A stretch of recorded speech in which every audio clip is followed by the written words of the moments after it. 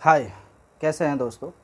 आज हम लोग सीपीसी पढ़ेंगे और सीपीसी में जो सबसे पहला चैप्टर जो हम लोग स्टार्ट करने वाले हैं वो है सीपीसी का इंट्रोडक्शन। सीपीसी जो इस वक्त प्रेजेंट टाइम में हम जिस प्रोसीजर को फॉलो करते हैं वो है 1908 वाला, जिसको हम लोग आज भी अपना जो प्रोसीजर जो सिस्टम है सीपीसी का उसको हम जो सिविल मैटर्स हमारे होते हैं उनमें हम इस प्रोसीजर को यूज़ करते हैं। हमारे पास दो तरह के प्रोसीजर हैं जो इंडियन जुडिशल सिस्टम या इंडियन जो सिस्टम है हमारे पास, उसमें एक सिस्टम होता है जिसको हम क्रिमिनल सिस्टम कहते हैं और एक सिस्टम होता है जिसको हम सिविल सिस्टम कहते हैं, जिसमें जो हमारे सिविलियन जो इस कंट्री के जितने भी लोग हैं उनके जो इंडिविजुअल राइट्स होते हैं या जो कलेक्टिव राइट्स जो उनके होते हैं उनको जो डील करता है वो जो सिविल मैटर से डिस्कस करता है। जो सिविलियंस के जो अपने राइट होते हैं उनसे जो डिस्कस करता है उस प्रोसीजर को हम लोग, उसका जो प्रोसीजर है उस प्रोसीजर को हम सिविल प्रोसीजर कहते हैं। सिविल प्रोसीजर की जो कहानी शुरू होती है वो एक्चुअल में होती है यहाँ से। हमने इसको दो हिस्सों में बांटा है।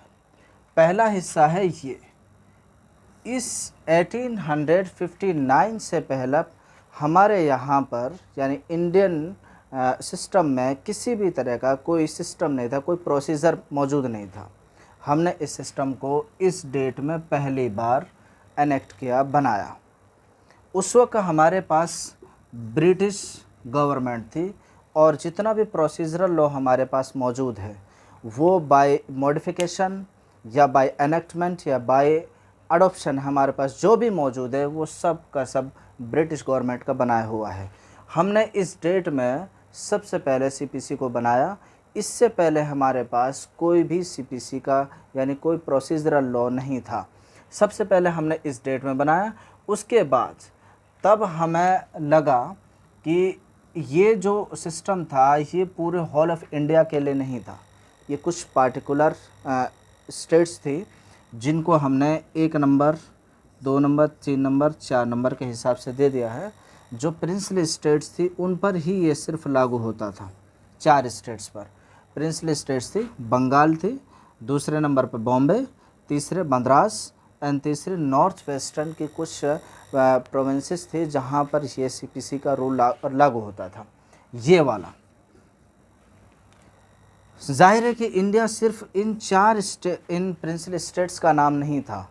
इंडिया में उस वक्त 500 से ज़्यादा प्रिंसली स्टेट्स थे जो अपने यहाँ पर अपने अपने तरीके से गवर्न किए जा रहे थे। वहाँ पर अगर हमें इंडिया को एक यूनिफॉर्म, एक यूनिवर्सल यूनिफॉर्म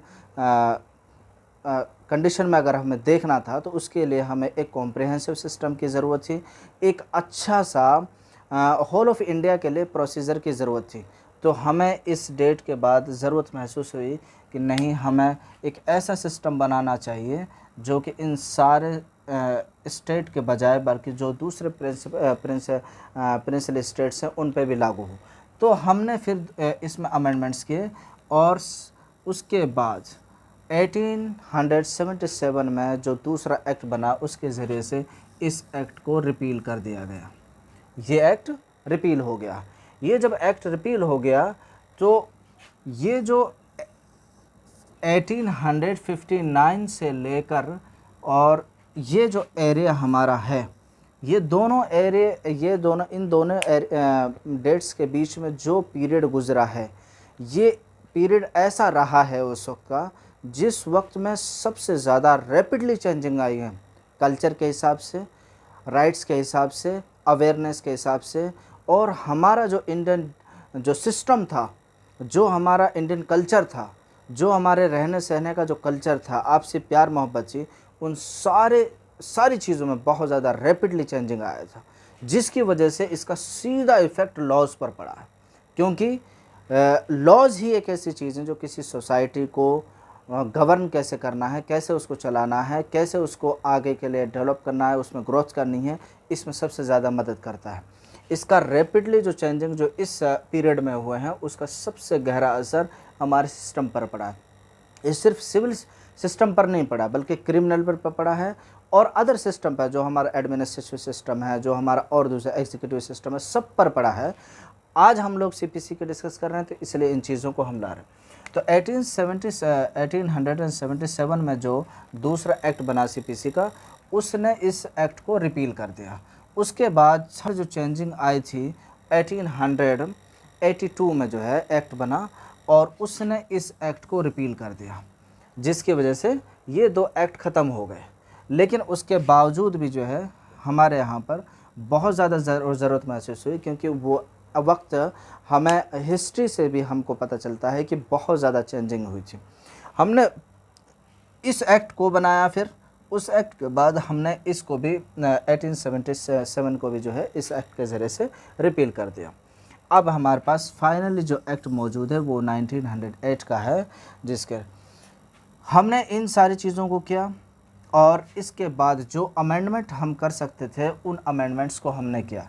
जैसे जब हमें महसूस हुआ कि भाई हमें सिर्फ एक 4 स्टेट्स के लिए नहीं, प्रिंसली स्टेट्स के लिए नहीं, बल्कि हमें होल ऑफ इंडिया के लिए सीपीसी का एक सिस्टम बनाना है, सिविल प्रोसीजर के लिए हमें एक सिस्टम बनाना है, और एक प्रोसीजर हमारे पास जो होगा वो होल ऑफ इंडिया पर लागू होना चाहिए। तो हमें ज़रूरत महसूस हुई, जो फर्स्ट अमेंडमेंट हमने किया था उसके अंदर नियर बाय 70 सेक्शंस को हमने चेंज कर दिया था, जिसकी वजह से एक बहुत बड़ा कॉम्प्रिहेंसिव और बहुत बड़ा चेंजिंग हमने अपने प्रोसीजर सिस्टम में कर दिया, जिसकी वजह से हमें अपना सीपी सिस्टम का जो हमारा सिविल प्रोसीजर जो सिस्टम था उसको हमने ब्रॉड करने के लिए हमने 70 से ज़्यादा सेक्शंस पर हमने चेंजिंग कर दी। उसके बाद जब दूसरा जो हमने अमेंडमेंट किया सीपीसी के अंदर, वो था 130 सेक्शंस के नियर बाय, 130 सेक्शंस के आसपास हमने उसमें चेंजिंग्स की, जिसकी वजह से ये हालात और जैसे जैसे चेंज होते गए उसके हिसाब से हम अपने अमेंडमेंट करते गए। आज भी हम लोग अमेंडमेंट करते हैं, सारे लॉज में करते हैं, कॉन्स्टिट्यूशन ऑफ इंडिया में भी करते हैं हम लोग, जो है सीपीसी, सीआरपीसी, जैसे जैसे हमें ज़रूरत महसूस होती है वैसे हम लोग उसमें अमेंडमेंट करते हैं। जैसे जैसे हालात जितनी रैपिडली और जितनी तेज़ी के साथ हालात बदलते हैं, उसी हिसाब से हमें कानून में बदलाव की, अमेंडमेंट्स की, मॉडिफिकेशन की ज़रूरत महसूस होती है। तो उस वक्त का दौर ऐसा था जो बहुत रैपिडली चेंज हो रहा था, इसीलिए हमने क्या किया कि बहुत जल्दी से हमने 3-4 एक्ट्स को बनाया, और एक एक्ट के बाद दूसरे एक्ट को हम रिपील करते गए, जिसकी वजह से हमें एक एक बार में वन टाइम ने हमें 130, 70 सेक्शंस और अदर जो कई अमेंडमेंट्स हुए, लेकिन ये दो बिग अमेंडमेंट्स हैं जो बहुत ज़्यादा मशहूर हैं सीपीसी के लिए। इन अमेंडमेंट्स में जो कॉमन 2 रीज़न्स जो बताए जाते हैं वो ये है, एक जो रिगिड, ये इससे पहले वाले जो जितने भी एक्ट्स थे, 3 एक्ट्स यानी 1859 वाला, 77 वाला, 82 वाला, ये 3 एक्ट जो थे इनको हमने जो रिसर्च किया था और हमारे जो थिंकर्स हैं उन्होंने जो बताया, वो कहा कि बहुत ज़्यादा सिस्टम इस तरह से होना चाहिए जो फ्लेक्सिबल सिस्टम हो, जिसको एक आम आदमी बड़ी आसानी से पूरी कर सकता हो, जिसको समझने में किसी को कोई दिक्कत ना हो, ऐसा होना चाहिए। सीपीसी के बारे में वैसे भी ये चीज़ मशहूर है कि सीपी जो सिविल प्रोसीजर हमारा बहुत कठिन है, उसको बहुत आसानी से लोग समझ नहीं सकते, और केसेस में भी, और जो सिस्टम हम कोर्ट में जो प्रोसीजर हम फॉलो करते हैं उसमें बड़ी चैलेंजिंग होता है वो किसी भी एडवोकेट के लिए। बट ऐसा कुछ नहीं है, आप थोड़ा सा ध्यान दीजिए, हर एक चीज़ बहुत सिंपल है, हर एक चीज़ बहुत आसान है, आप बहुत आसानी के साथ उन चीज़ों को और बहुत गहराई के साथ उनको समझ सकते हैं और आपको बहुत आसानी होगी। तो सबसे पहले जो चीज़ रीज़न था, जो कॉमनली रीज़न जो हमारे पास आते हैं वो 2 रीज़न निकल कर आते हैं। एक तो ये था कि रिगिड है, बहुत ज़्यादा कठोर है, जिसकी वजह से एक आम आदमी, हमारा कल्चर क्या है आज भी इंडियन सिस्टम में, आज भी हमारे जो आम आबादी है वहाँ पर ये चीज़ बिल्कुल तयशुदा है, प्रूव है कि हमारे यहाँ पर जितनी भी आबादी हैं उसमें से 80% से ज़्यादा लोग, 70% से ज़्यादा ऐसे लोग हैं जो गांव देहातों से ताल्लुक़ रखते हैं। उनके पास पढ़ाई लिखाई का वो पैमाना या वो लेवल नहीं है कि वो इन सारी चीज़ों को बहुत आसानी से समझ सकें। उनको फिर किसी न किसी की ज़रूरत महसूस होती है। पढ़े लिखे लोग भी जो हमारे पास हैं, जो डिग्री लिए भी हैं, उनको भी ये काबिलियत नहीं है कि वो इन चीज़ों को बड़ी आसानी से समझ। तो उस वक्त का जो सिस्टम था वो बहुत ही ज़्यादा कठोर बनाया गया था, बहुत ही ज़्यादा रिगिड नेचर का था, इसीलिए उसको ज़रूरत महसूस हुई कि बार बार उसमें अमेंडमेंट किए।